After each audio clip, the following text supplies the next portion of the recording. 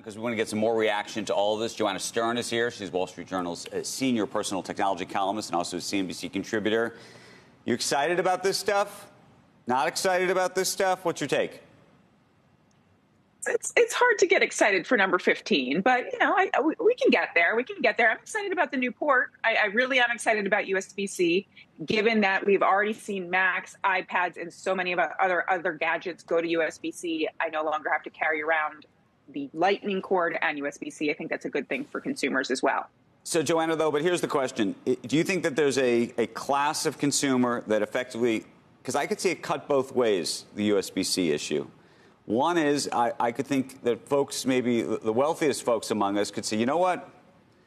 I don't really need a new phone, but I'm going to get a new phone because I just don't want to deal with the hassle of having to have the old plugs, the new plugs, and I want to go to one single plug, so that's going to be a better thing for me. I could see other families say, you know what? This is crazy.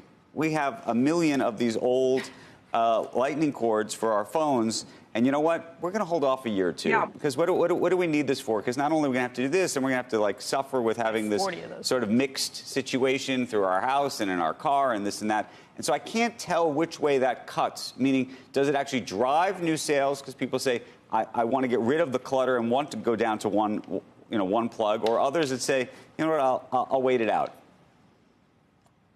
Look, I think a lot of people already have this plug in their homes, whether it's for, my baby monitor uses this, my teeth whitening gadget uses this.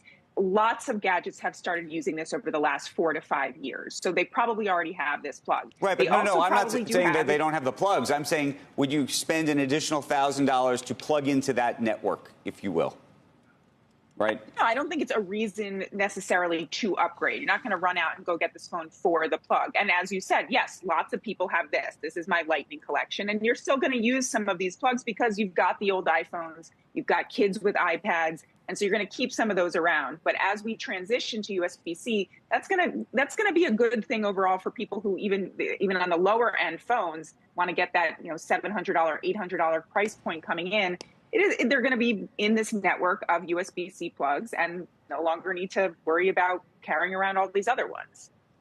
Hey, Steve, what's your take on the watch and the AirPods? Yeah, it's, really minor updates to the watch this year, Andrew. That's been the story for the last few years. I mean, we're on the Series 9 of the Apple Watch, and you'd be hard-pressed to find a difference just at first glance from the Series 9 and the Series 1. Looks largely the same, year over year. What they've been talking about, though, Apple's been talking about is the internals of this new Series 9 and how this processor can do a lot more machine learning and things like that on device. So for this time now, for example, if you try to talk to Siri on your watch, instead of going to the internet and querying Siri, it can do that on device just like your iPhone. So it's finally powerful enough to do that. So this is more of a flex of their ability to make really good processors using their own designs more than saying, this watch is significantly better than next year. It sounds like there's some early reports next year is going to be the big year for the watch on the 10-year anniversary, Andrew.